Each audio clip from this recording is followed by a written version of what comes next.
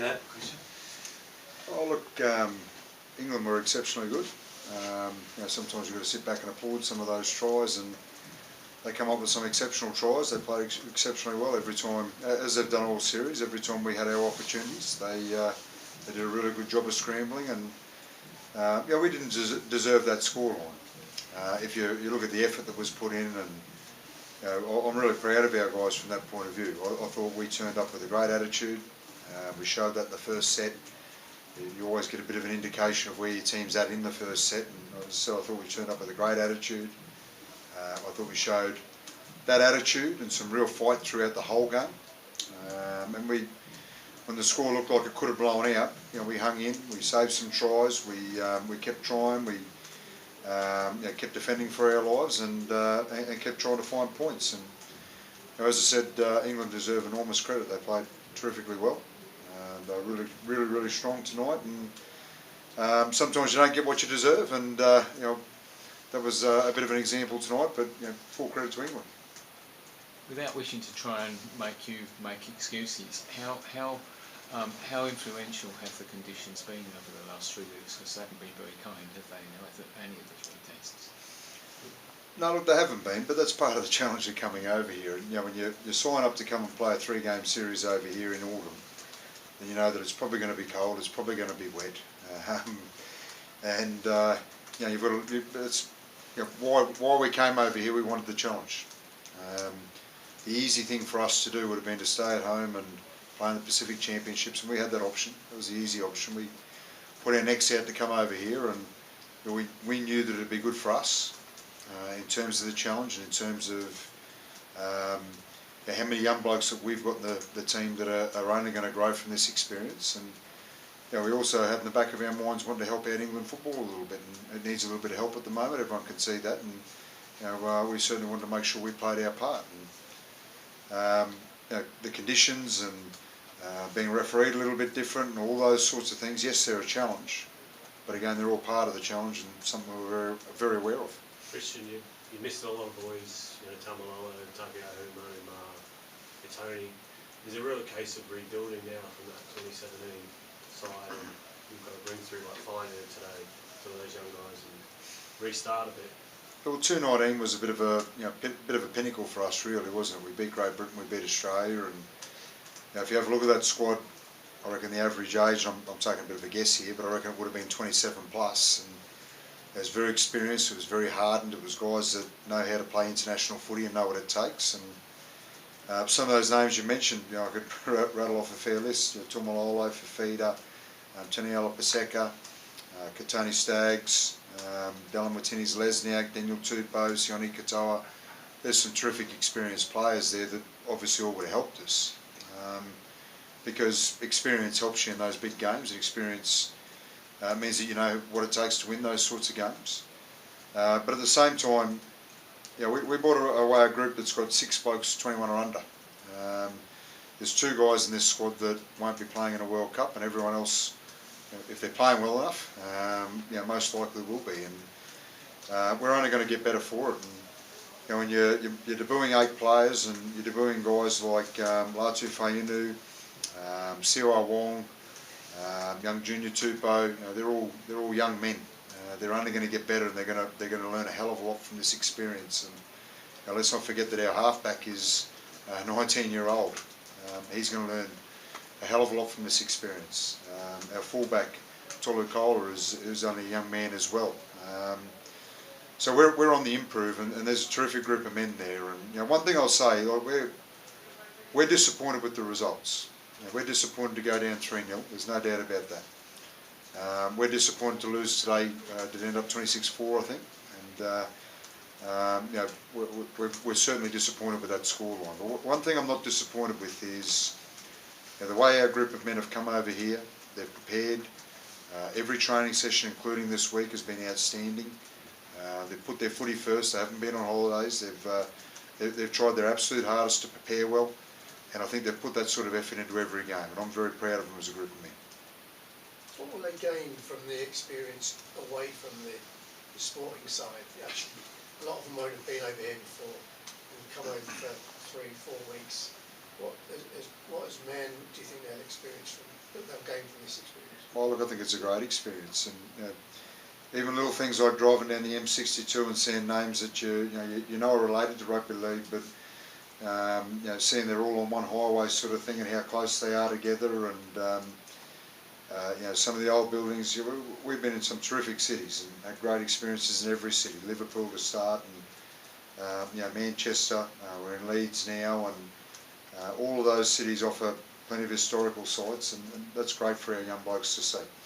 The parents have spoken about it, they've read about it in history, things like that, and they get to see some of those things. So that's part of the experience. And when you talk about, I mentioned before, young Latu who played tonight, he's 18 years old, and him coming away on a trip like this for his first, he's not the only one, but he's a good example. Coming away on a trip like this for the first time with guys like Adam Fanua-Blake, Will Hopewadi, Conrad Hurrell. If you want to look for examples of what you want your team to look like and who you want them to be, and what you want a good example of a Tonga man to be, they're great examples. And guys like Latu get a first-hand look at what it takes and what it means in all those cases. So there couldn't be a better learning curve. You probably wouldn't give Samoa any advice, but if you did, they're coming in here in 12 months. What learnings could you offer? I'm not sure if they are. As I said, we've had discussions about playing them over there as well. So, I don't think anyone should count that as a given just yet. Kristian, you've been in charge since 2014. You've obviously had huge success and probably the longest serving coach in international rugby league. You got the passion to keep going with Tonga and bring through the next World Cup and after? Or? Oh, look, I've got to wait and see. There's a lot of things to consider there, and have I got the passion? Yeah, I have. You go through different groups, and it took us a long time to get to 2017, and there was a lot of players and a lot of camps and a lot of things that we knew we had to improve to get to 2017. And if you look at 2017, 2018, 2019, we had a really stable group, hardened, experienced sort of group, but they were stable. The majority of those teams were pretty well, very, very similar teams in every series that we played, or every game that we played. And COVID hurt us a bit. That 3-year break, and a few of our guys that were stalwarts at that stage become a bit older, and a new group came in. What I'm trying to say is, if every group's going to be as good as this group that we had on this tour, then you enjoy it, you want to be a part of it. I've loved everything about this tour, I've loved everything about this group, and it makes you want to be involved again. And as I said before, we might not have got the results, but I'm extremely proud of how this group have carried themselves, and I'm sure if you talk to every motel, they'll tell you how much they love our players because of the way they've carried themselves and the effort they've put on the field. So I've definitely still got the passion.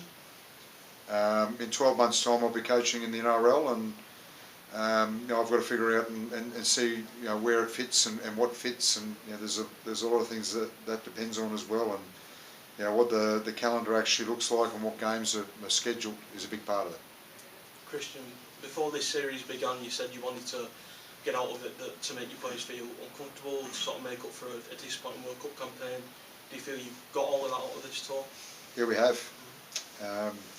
And that might sound like a different, or a strange sort of comment because we haven't got the results, but all those things I said before, the way we prepared, the way these group of men have carried themselves, the pride that they've shown in the jersey off the field, and then on the field through their effort, we've got all the things that we wanted. And there's a number of things that we just didn't get quite right in the World Cup.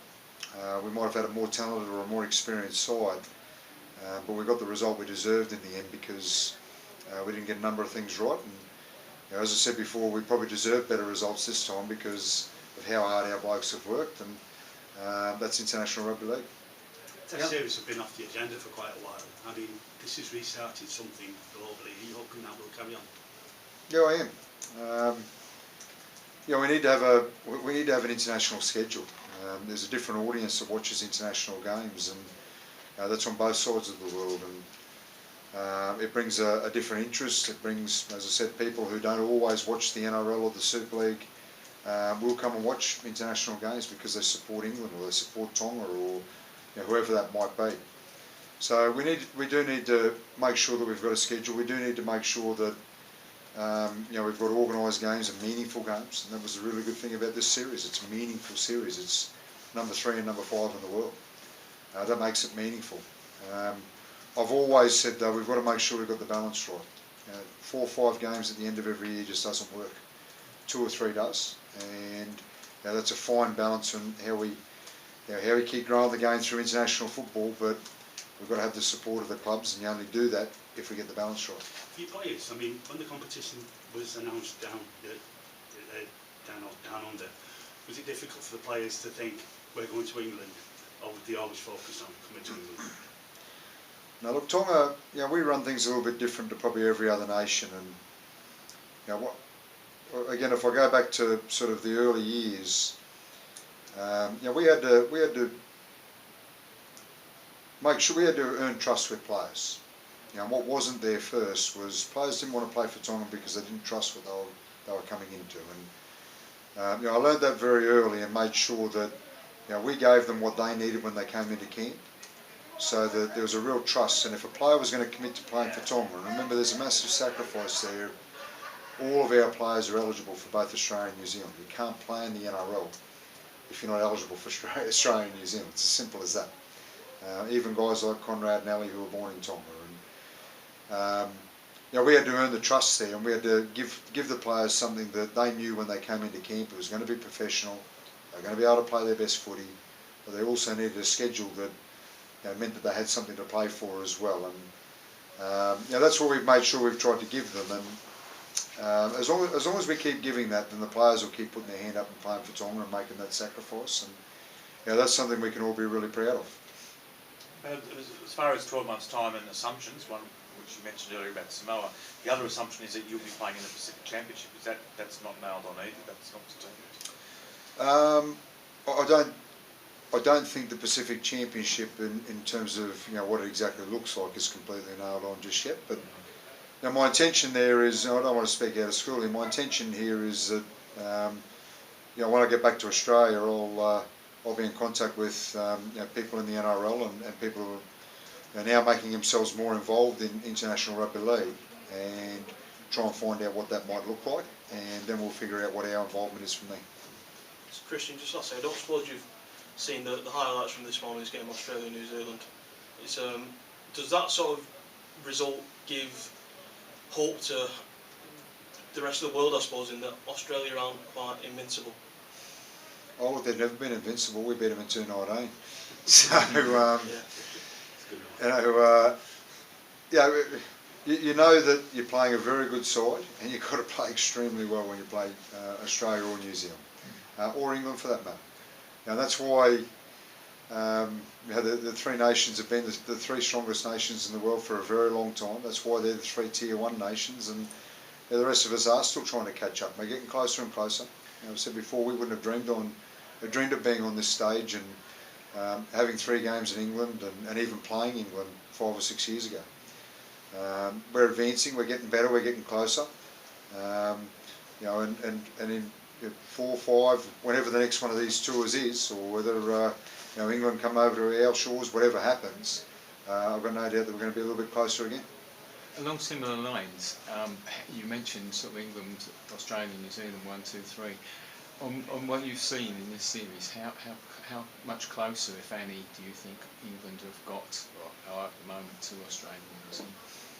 Well, look, it's a hard question to answer until you actually see them play in those nations. And I would love to have got our strongest and experienced side over here and seen what it looked like then. But that's rugby league sometimes, and or professional sport sometimes, and playing over in Australia and New Zealand's very different conditions as well. The ruck's very different, the speed of the game's very different. So there's a whole lot of things that need to be factored in there. But the biggest difference I think between the 2 teams this series has been the 6-7-1. The 6-7-1 for England have been exceptional, and Jack Wellesby's an outstanding player, and he's been really well complemented by Harry Smith and both Mikey Lewis and George Williams tonight. And they keep those guys together and they keep playing the footy they did tonight, then they're certainly going to compete.